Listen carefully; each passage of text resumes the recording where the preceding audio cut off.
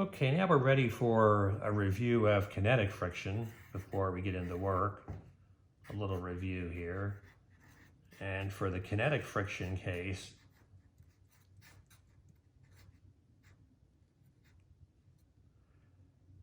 we're going to look at Mom here. This is from a Flickr, thanks to Patrick W. Colin and Mom. Here, Mom's pulling the sled. So the sled's a great example. We're going to use this several times in this chapter, just looking at this problem, analyzing it with different perspectives and different things, like when we introduce work, for example. So I'm going to do a little sketch here of a mass, and the mass here got a person that's, pulling on that mass. Angle is theta, m, force, say, F. And then if we go to the force diagram, we're going to have a force at some angle theta, like this. And then we have a normal force holding the sled up. And then we have gravity here pulling down. And friction always opposes you. Since I want to go to the right like that, the friction is going to go to the left. And there won't be much friction because we're talking about snow here, but we include it. There'll be a little bit. Okay, so now using the standard, directions here where, to the right is positive and up is positive. We always want to point that out so the reader doesn't have to guess. Then here we have to the right F cosine of theta minus little f to the left is equal to, mass times acceleration. But what we're going to do here is say that the condition we're interested in is constant speed. And that's what we would expect, Mom's pulling with constant speed to give a ride to the little one. So that's going to be 0 for acceleration. And then the y direction will have f sine of theta, that's going up. And we have the normal force helping us out there, plus n, and then minus mg equal to 0. Now, we have 3 equations. Let's write these down with a little modification. F cosine theta is equal to f, and then here f sine of theta plus n is mg, and then the auxiliary equation, the friction equation here is going to be, and that's going to be a kinetic friction times n. All right, there are the 3 equations. I like to start at the bottom, and then when I find this bottom one with the n, I then look at this one and say, well, this is going to help me out. This is going to be, if I put in for n is going to be equal to mg minus f sine of theta. All right, so if you want, you could, first say n is mg minus f sine theta. We are getting n by itself on one side of the equation, and then we're going to substitute it in. And then after I do that, I looked at the equation I haven't used yet, and I can see that the little f is waiting for me to put in what it is. So if I do that, I get f cosine of theta is equal to mu k, and I'm going to write these out as 2 pieces in anticipation of bringing the capital F1 to the left side of the equation. It's because I'm solving here for big F. That's what we're doing. So F times the cosine of theta plus mu k times the sine of theta is mu k mg. And now I have my force as a function of the angle. It's mu k mg, and we're going to divide by cosine theta plus mu k sine theta. So there it is. There you have it. Now I find this very interesting. If you look at the f of theta we found before in the first problem we did in the earlier section, you see that there's a mu k up there, there's a coefficient of friction up there, and down here in sines and cosines got flipped. Isn't that interesting? Now we want to do the same thing, find the best angle for mom to pull at, so mom doesn't have to exert as much force.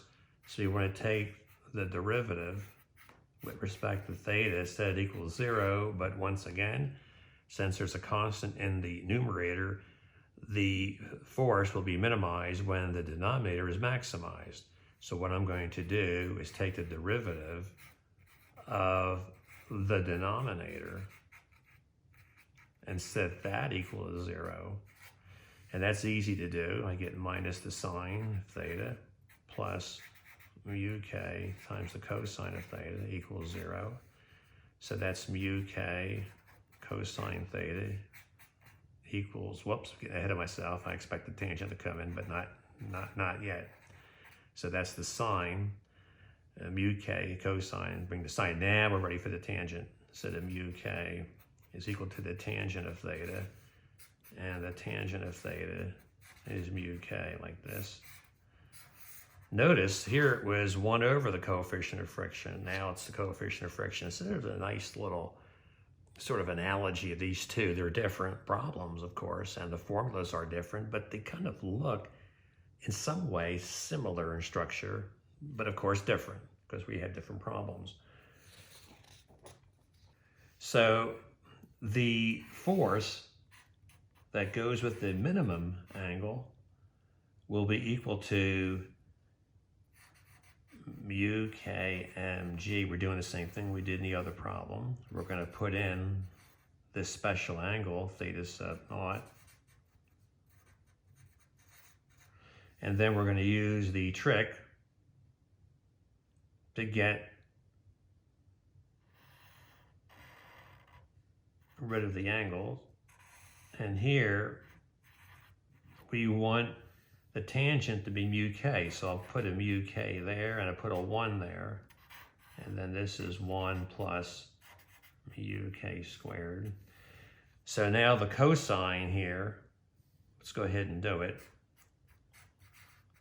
The force, which is now being transferred over to the other notation with the mu k, is going to be,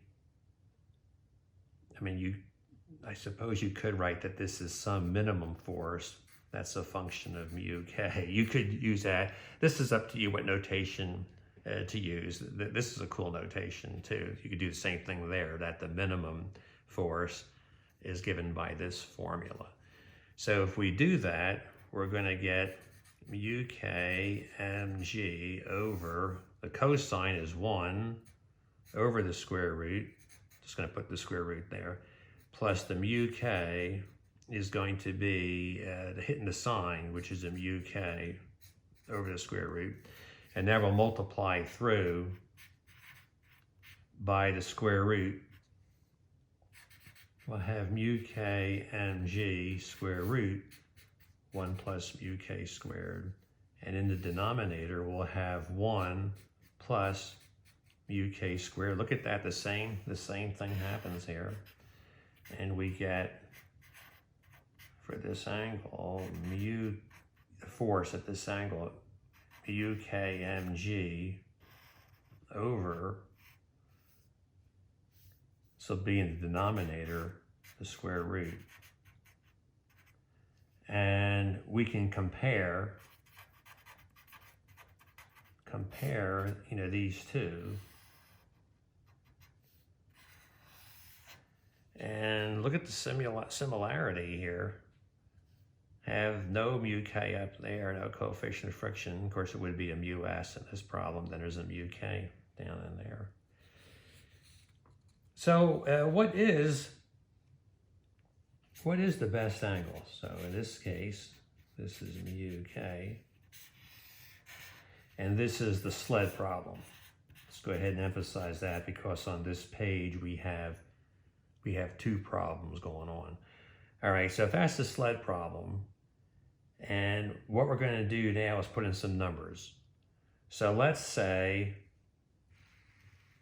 that the coefficient of kinetic friction is not very great. It's 0.1 because it's snow.